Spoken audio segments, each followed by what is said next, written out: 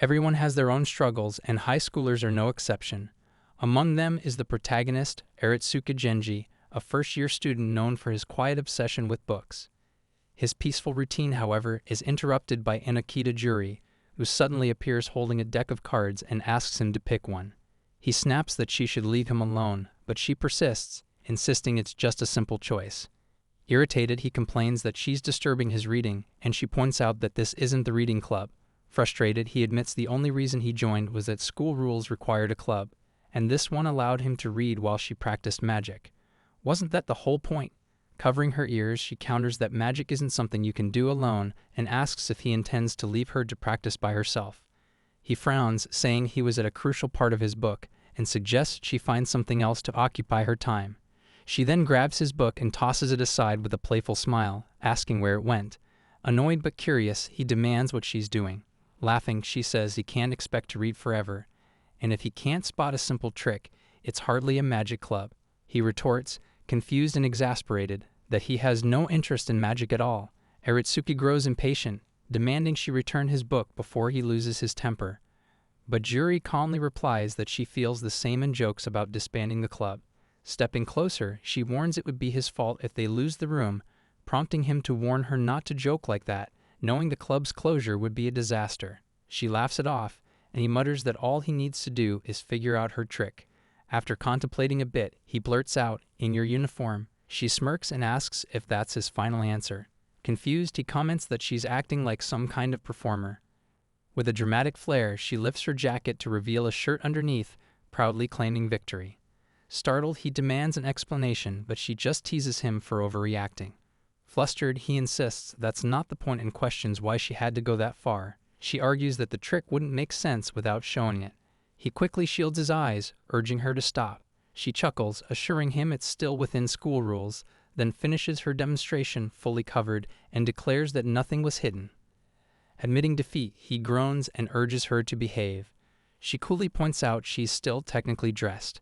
As she steps closer, she challenges him to double-check, hinting that he should have figured it out by now. When her hand moves toward his pocket, he stops her, but she slips past with a grin and smoothly retrieves the missing book. Holding it up, she reminds him of their deal. He's now officially joining her magic practice. He glances away, muttering that he hadn't realized the book was even there. Still confused, he questions why she made such a scene and what would have happened if someone had walked in. She just laughs, casually noting it's only the two of them. He falls silent for a moment, then points out what she forgot. She grins, teasing him for noticing too much. He grumbles about looking like a fool again, and she pokes fun at him for being a creep. With a final sigh, he admits defeat, accepting that his quiet reading time is long gone. Aritsuki's sole passion is reading, but the problem is Juri, who constantly interrupts him. Entering the clubroom with a treasured copy of Tomizawa-sensei's new work, he is ready to dive into its pages, only to freeze when he finds her standing there casually. Startled, he asks what she's doing, and she explains she's taking measurements for her costume for magic practice. Covering his eyes, he tells her to put something on properly, warning that people walk around here, and complains that she's blocking his reading. She insists she isn't, and though he reluctantly admits that's true, she suddenly nudges him aside, asking him to wait. Resigned, he tries to read while she continues adjusting her measuring tape. He tells himself to ignore it, but the thought of her using a mirror spells trouble. Pointing at her, he asks how long she plans to keep adjusting, and she replies that it's tricky to do alone, so he might as well help. Reluctantly, he agrees and holds the measuring tape around her, noting it's a small size and wondering if she's keeping up with her practice properly. She corrects him, saying that was her waist, and she actually wants her hips measured. After a few more tries, she finishes and gets dressed. He breathes a sigh of relief, but when he sees the numbers, he's surprised they are unusually high. She places a hand on his shoulder, warning him not to stare so closely, and he suggests she should eat more. Ignoring his comment, she wonders if she's gained a little, prompting him to question her logic. She explains that women are sensitive about such things, and when he asks if she's checked her weight, she admits she hasn't worried about the number.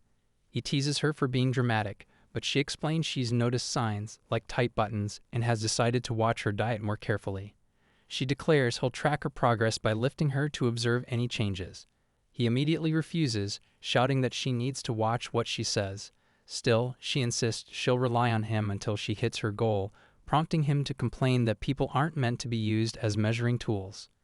Meanwhile, a girl walks down the hallway, grumbling about how checking on clubs shouldn't be left to regular students, though the free cookie she got helps. Stopping outside the magic club room, she wonders if they're holding activities. From inside, she hears a complaint about not being lifted and a tired reply about low stamina and that she's heady. The girl outside quickly jots notes, convincing herself it must be some magic lingo. Inside, Aritsuki struggles to hold Juri while she asks if it's really her weight or just her clothes. Either way, his reading time is definitely over. Aritsuki, feared for his stern face and lonely nature, walks while reading as two boys whisper that even girls avoid his wrath, one adding he has Yakuza blood, leaving him confused by the claim. Juri suddenly jumps on him, and he warns it's dangerous, but she shrugs and brings up yesterday. When he asks what, she shows round marks on her arm and stomach, insisting they came from him tying her up. Onlookers stare in shock, not knowing it was just practice for escape magic, and he snaps at her not to expose herself in public.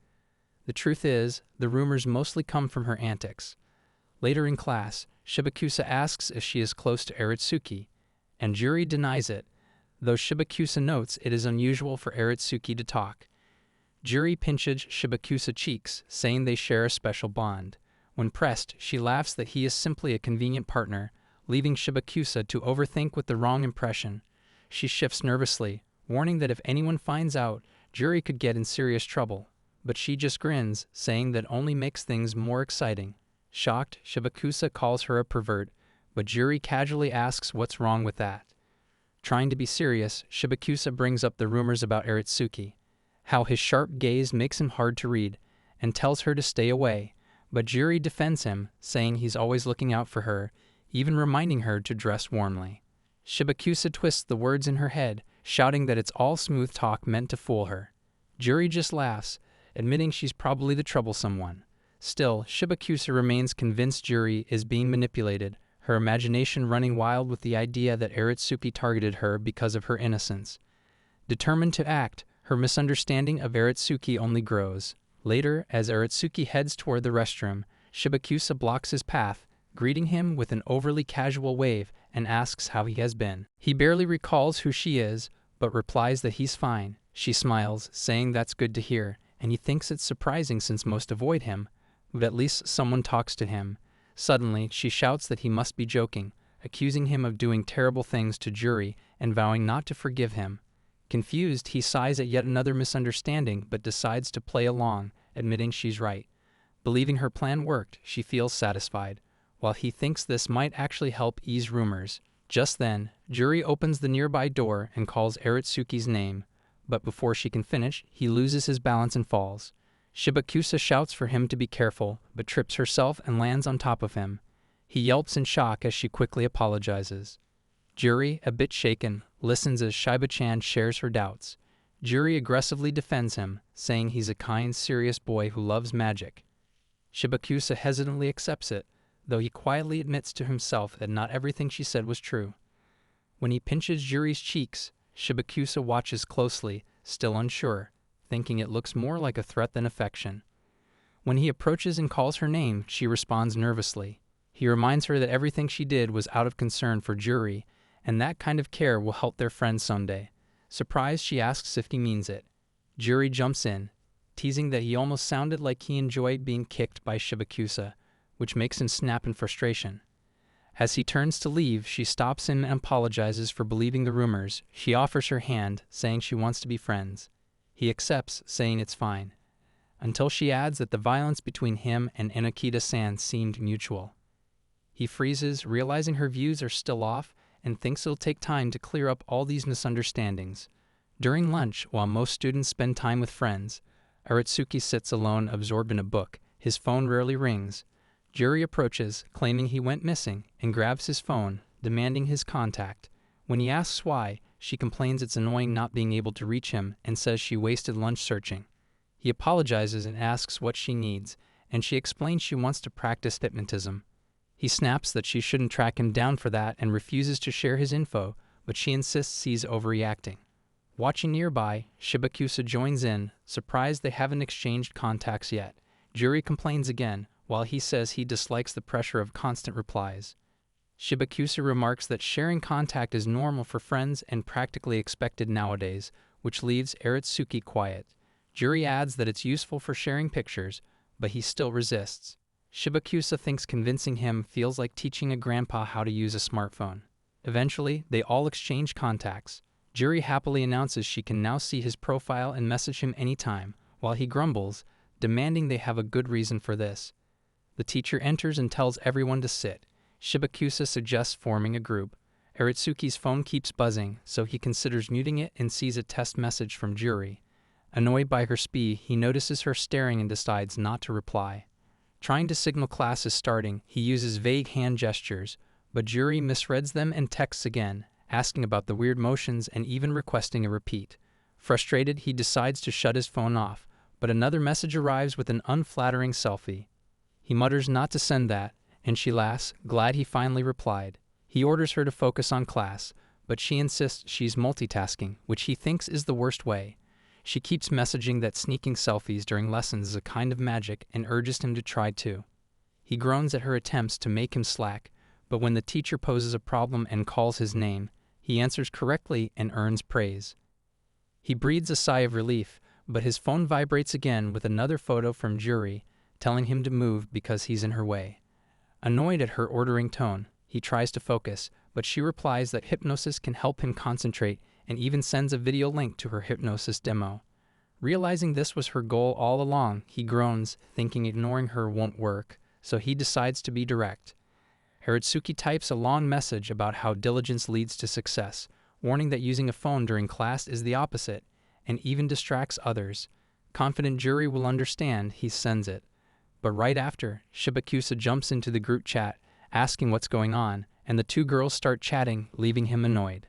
During class, Shibakusa watches the chat while Juri hides her phone behind a book. The teacher notices and, smiling thinly, tells her to go to the staff room. As she's dragged off, Juri keeps apologizing, and he sighs, thinking he warned her. Curious, he opens the hypnosis link, only to be thrown off by the bizarre video. Shibakusa catches him watching and scoffs, saying only gullible people fall for that. He reflects that's not why he's watching, but still wonders how many others have seen it. He makes a mental note to lecture Juri later. Shibakusa, watching him closely, concludes he's totally hooked. Meanwhile, Juri gets scolded in the staff room and promises to keep her phone off during class. After that, Aratsuki's phone starts buzzing more than ever. After school, he stands at the club door, sighing that thanks to Juri he barely read today, and mutters a plea for her to be calm this time. Opening the door, he freezes as she quietly sits with a book, eyes wide in disbelief. Suspicious, he wonders if she is really reading, thinking it must be some trick. Leaning closer, he asks what happened and warns he won't help with any magic, but she pushes his face away, saying to be quiet since she's at a good part. He notes her reaction as something only true readers show, the bookman's defense, and admits even he only experiences that a few times a month. To his shock, she starts crying while reading, and he studies her face, realizing tears born from a story are a rare, high-level effect. Yet he doubts, reminding himself she is a magician skilled in deception, and if those tears are genuine, the joke shouldn't work on her. Feeling defeated, he mutters aloud that he is a victim. Realizing his mistake, Aratsuki scolds himself for interrupting when she is finally reading and thinks this is his chance to enjoy some quiet club time and make it worthwhile. Settling down, he tosses his pencil aside but soon finds himself staring again, admitting she looks beautiful when silent. The book gives her a calm, mysterious aura, and he wonders if spending days like this might not be so bad. Just as he grows lost in thought, she suddenly snaps a photo of him gazing at her. Shocked, he demands why, and she proudly declares her plan worked. She wanted a picture of his smile. Irritated, he accuses her of messing with him, but she teases that it was just her trick to bring out his expression. She laughs that his face was nice, asking if he was that amused by her reading, and he admits it wasn't amusement, but that he found her quiet and mature side appealing. Momentarily silent, she opens her gallery full of photos of the two of them, saying she'll just have to do it again sometime, even marking them as favorites. Annoyed, he warns her not to trick him anymore, but she only laughs that the warning isn't needed, leaving him once again with no reading accomplished. Aratsuki, sharp-eyed and distant, has almost no friends because of his scary looks while reading. Only Juri and Shibakusa talk to him. Juri comes up, reminding him they have gym next, and he agrees, noting everyone else has already left. Shibakusa asks if he has any guy friends, and Juri jokes that at this rate, she'll end up being his only one. He admits he's bad at communicating, which earns him annoyed looks from nearby classmates. In gym, he hates how the class instantly shows who have friends and who doesn't. Spotting an absent student, he panics over the uneven numbers and considers faking sick to hide. Just then, a couple of boys approach, suggesting he toss the ball with them since he has no partner. Surprised, he asks if they really mean him, and the boys, Kamiuchi and Kinju, propose it's time to build some friendship as classmates. Relieved, he thanks them, while they cheer his sudden enthusiasm, though his cheerful grin is almost frightening. Holding the ball, Kamiuchi suggests they introduce themselves while playing. If someone drops the ball, they have to answer a question. Aratsuki agrees, thinking it's his first real conversation with him, but he seems decent. He says to keep it light since it's just gym, then suddenly hurls the ball with full force. Aratsuki gets knocked down, groaning that there's no way he could return that, and asks Kamiuchi to ease up. Laughing, the boy apologizes but declares it a miss, meaning Aratsuki has to answer. What's Enokita-san's type? Stunned, he thinks the question isn't even about him and replies that he has no idea. The boy presses, saying he must know something. Maybe she likes sporty guys or shaved heads. Kinju quickly shoves the ball in his friend's face, muttering that he's just being nervous. Getting up again, the first boy brushes it off and sends another ball at Aratsuki, who yells for at least a fair chance. Kamiuchi smirks, counting 2 misses, and our guy snaps, demanding why all the questions are so ridiculous. The boy shouts for her weight, shoe size, even favorite color, while Aratsuki, irritated, keeps repeating that he doesn't know. Losing his temper, the bald one yells to give him a break, and Aratsuki fires back that the line belongs to him. The boy insists he should know something about her since he's closest to her, but he argues that doesn't mean he knows everything. Calling it pointless, the boy complains, while Aratsuki retorts that every question has been insane. Switching tone, he asks who Aratsuki thinks is the class's top beauty, then quickly answers himself, claiming everyone sees Hiraji-san, that is unmatched with refined features, silver hair, and a model's proportions, even rumored to have fan clubs and offers from abroad. Shocked, Aratsuki asks where he even heard that. The boy continues, saying while she takes most of the attention, there's also a hidden gem, Juri. He explains her bangs and rough personality keep her overlooked, but she's actually athletic, striking, and healthy, a beauty in her own right. Then he leans in toward Aratsuki, pressing again for some juicy detail, only for him to protest that the things he's asking are completely off. Kinju steps in, warning Aratsuki to just ignore him since he'll crash sooner or later. Our lad asks if that's really fine, but the bald one shouts his mission is to dig out info from Enokita-san. Suddenly, she appears, overhearing, and wipes her face with her shirt, teasing that Aratsuki measured her body already. The claim stuns Kamiuchi, who yells if it's true and immediately starts pounding on him. Watching, Shibakusa assumes they're just being friendly. In the classroom room, she greets Kamiuchi warmly, asking if they're Aratsuki's friends. Furious, the growls that Aratsuki is dead, while Aratsuki mutters that he's terrible at communicating. From then on, he finds himself a little more drawn into the class. At the Magic Club, Juri walks up to Aratsuki with a list, asking him to join her for shopping on Sunday. When he questions why, she tosses a pile of cards onto the table, saying the club needs more supplies. Pointing out they only have card decks and barely count as a magic club, he sighs at her insistence and reluctantly agrees. After school, they head out together. She greets him brightly while he mutters a dull morning. Surprised he showed up, she teases him, but he replies he's only here to help and wants it done fast. Calling him careless, she suddenly grabs his hand. Startled, he protests, but she says it's cataplexy hypnosis and declares today they'll finally act like a proper magic club. He groans at her odd start. As they walk, he complains about her holding his hand, but she brushes it off, saying it's fine once in a while and warns he might run if she lets go. He insists he won't, but his thoughts wander. Weekend, city, casual clothes, a boy and a girl. It feels too much like a date. He shakes his head, scolding himself not to take her seriously. She would never hesitate to pull a prank and laugh if he fell for it, so he empties his mind, reminding himself they're just here for club supplies. At a clothing shop, she holds up a top, asking if it looks good. He stays silent, and she decides to try it on anyway. He mutters that this isn't what they came for, but she emerges in the outfit, calling it her magical costume. He stays silent, so she explains the costume is for the show. He gives a reluctant nod, reminding himself to stay alert. Everything about this feels too much like a casual shopping date, and while she's clearly enjoying it, he's struggling to keep his thoughts in line. She then turns to him, asking what he thinks. He brushed her off, saying he knew nothing, but she teased that her goal was to make him fall in love, ending with the word magic that he was sure she used on purpose. They shop nonstop as she tries on a series of odd outfits. When they finally take a break on a bench, she stretches and thanks him, and he mutters a tired "you're welcome." She suggests doing it again sometime, but he declines, telling her to bring Shibakusa next time for better fashion advice. Leaning closer, she asks if he's embarrassed. When he denies it, she teases that people probably thought they looked like a couple. The comment hits him, and he hides his face in his shirt, insisting it's not true. She laughs, calling him an overthinker. Flustered, he says he's heading home, but the thought lingers. If she brought it up, does she think so too? Her faint blush seems to say yes. By the next week, she's decorating the Magic Club walls with the outfits despite his protests, turning the room into a full-on cosplay corner. In class, Juri waves at Aratsuki and brings up the big test, declaring the Magic Club will become her study group. He sighs, reminding her it's midterm season and not to expect miracles. She clings to his arm, begging for help, but he brushes her off, suggesting remedial lessons might suit her better.